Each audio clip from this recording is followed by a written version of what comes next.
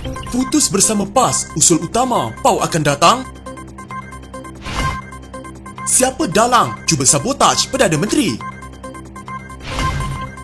Ini sebab kenapa UMNO perlu desak adakan PRU. Pelik, kenapa SPRM cuba elak siasat keluarga Zeti? PAS cuba jadi hero KWSP?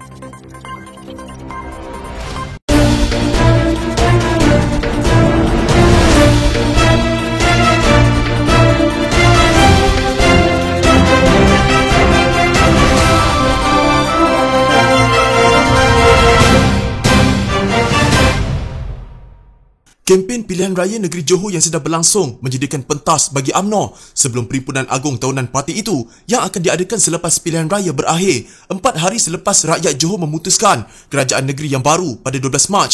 Perwakilan UMNO dari seluruh negara akan bersidang di Kuala Lumpur. Keputusan PRN Johor dijangka akan menjadi tajuk utama perbualan, tetapi topik lain yang tidak kurang menarik ialah hubungan dan masa depan antara UMNO dan PAS. Kini terdapat cakap-cakap mengenai usul untuk bercerai dengan PAS akan dibahaskan di Perhimpunan Agung UMNO kali ini. Sa'rani Muhammad yang merupakan ahli majlis tertinggi UMNO dan Menteri Besar Perak berkata sama ada isu itu akan dibahaskan dalam kalangan ahli UMNO sangat bergantung kepada Majlis Kerja Tertinggi Parti. Biasanya usul ini akan diputuskan dalam MKT terlebih dahulu oleh kerana mufakat nasional itu ditubuhkan berasaskan kepada keputusan MKT UMNO didukung oleh PAU. Maka kalau nak bubar pun, saya yakin ia kena saluran yang sama, katanya kepada wartawan semasa wawancara di utara Johor. Ditanya apakah mufakat nasional sudah terkubur, Sa'rani berkata, ia bukan lagi perkara rahsia. Tak ada sudah, buat apa lagi kita nak berselindung dalam hal ini? Penyatuan ini itu maksudnya, mesti ada toleransi, saling percaya mempercayai, mesti ada niat untuk saling kukuh mengukuhkan, baru penyatuan. Tapi kalau setakat tanda tangan perjanjian,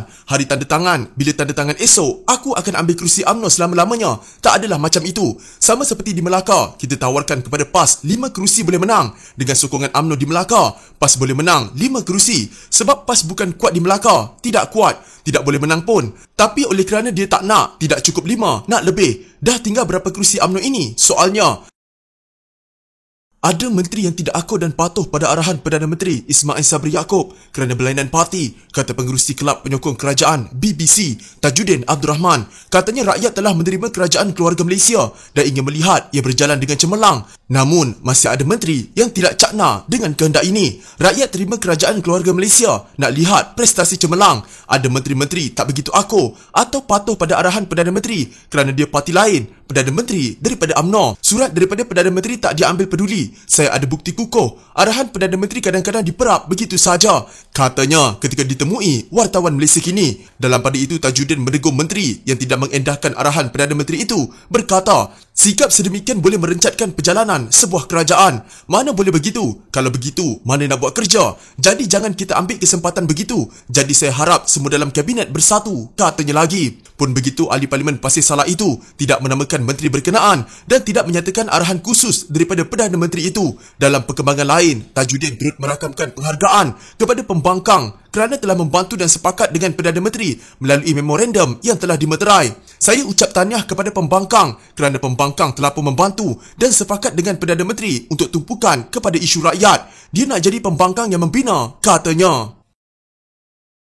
UMNO tetap akan mendesak Perdana Menteri Ismail Sabri Yaakob membubarkan parlimen lebih awal jika merasakan sudah tiba masanya untuk melaksanakan pilihan raya umum sekalipun Barisan Nasional tewas pada pilihan raya negeri Johor. Timbalan Presidennya Muhammad Hassan berkata, andaian kononnya UMNO hanya akan mendesak parlimen dibubarkan lebih awal sekiranya parti itu menang besar dalam PRN Johor adalah tidak benar. Bukan kalau menang. Soalnya, UMNO boleh desak atau tak Perdana Menteri bubar parlimen adakan PRU. Jawapan saya boleh. Sama ada diguna pakai atau tidak, itu terpulang kepada Perdana Menteri. Ia tidak berasaskan menang atau tidak PRN Johor, katanya pada sidang media selepas melawat Balai Islam Bongsu Sepadu di pusat daerah mengundi PDM Macap bersama calon Barisan Nasional On Hafiz Ghazi. Sementara itu ditanya sama ada UMNO mampu mendesak Ismail membubarkan parlimen secepat mungkin, Muhammad berkata parti itu boleh desak dan sebagai pemimpin Perdana Menteri kena akur. UMNO boleh desak bubar parlimen atau buat apa sahaja resolusi, tapi Perdana Menteri buat keputusan. Sebagai pemimpin UMNO takkan Ismail tak dengar cakap parti. Lagi satu,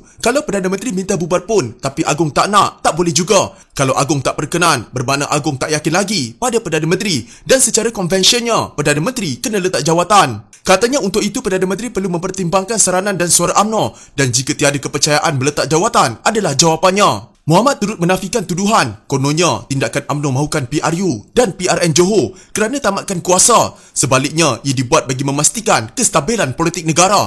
Kita nakkan PRU dan PRN seperti di Johor bukan kerana tamatkan kuasa, bukan kerana nak mengganggu gugat, tetapi kita nak kembalikan kestabilan negara, kestabilan negeri Johor ini kerana kestabilan punca utama. Bila ada kestabilan, politik keyakinan rakyat ada, pemimpin-pemimpin boleh fokus kepada program mensejahterakan dan membangunkan negara. Kalau macam sekarang ini, untung kita ada MOU dengan pembangkang. Kita cuma ada 2 majoriti kerusi parlimen. Bayangkan kalau esok pagi 3 orang sakit perut hanyut, tinggal 1 majoriti, tak boleh. Negara tak boleh beroperasi macam ini. Negara luar mengkaji kita, pelabur asing mengkaji kedudukan politik kita. Siapa nak melabur di negara yang tak tentu kestabilannya, Katanya, jika parlimen dibubarkan sekalipun, ia tidak menjamin Barisan Nasional boleh menang. Sebaliknya, parti mana mendapat majoriti, merekalah bentuk kerajaan termasuk Pakatan Harapan. Jangan orang kata saya tamak, saya gila, saya waras lagi. Saya bercakap kerana memikirkan negara saya. Kalau PRU Pakatan Harapan menang majoriti, tak apalah. Tak semestinya kita minta PRU, kita menang. Tapi kerajaan mesti kerajaan stabil, boleh urus negara dengan baik. Perkiraan kita mengembalikan kestabilan negara seperti kita kecapi selama 62 tahun sebelum 2018. Negara kita kedua terbaik di Asia selepas China. Pertumbuhan ekonomi setiap tahun berpuluh bilion, katanya. Suruhanjaya Pencegahan Rasuah Malaysia tidak menyiasat Taufik Aiman, iaitu suami kepada bekas Gabenor Bank Negara Malaysia, Zeti Akhtar Aziz, berkenaan dakwaan kaitan dengan skandal 1MDB. Perkara itu dinyatakan Ketua Pesuruhjaya SPRM Azam Baki dalam sidang media di Putrajaya. Azam berkata, ini kerana Suruhanjaya hanya diberi tanggungjawab mendapatkan semula dana 1MDB dari Singapura.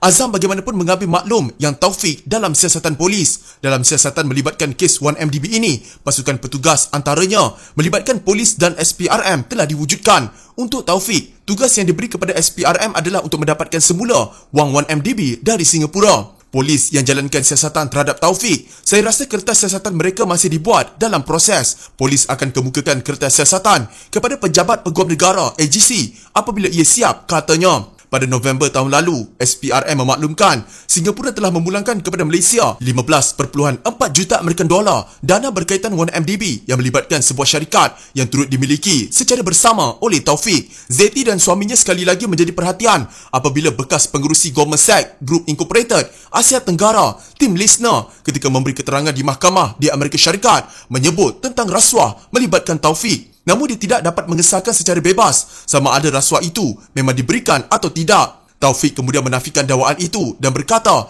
dia tidak kenal Listener dan Roger Ng, seorang lagi bekas pegawai Goldman Sachs. Listener merupakan saksi utama dalam perbicaraan berkaitan 1MDB melibatkan Ng. Dalam perkembangan lain, Azam enggan mengulas dapatan Suruhanjaya Security yang membersihkannya daripada sebarang kesalahan berhubung pemilikan saham dan mendapati Azam mengawal akaun jual belinya sendiri. Azam berkata dia telah memberi penjelasan yang cukup dan isu itu telah berakhir. Saya tak ingin ulas lagi kerana bagi saya kes ini telah selesai, katanya ketika ditanya berkenaan dapatan SC yang bertentangan dengan penjelasan Azam sendiri bahawa akaunnya digunakan oleh adiknya untuk membeli saham.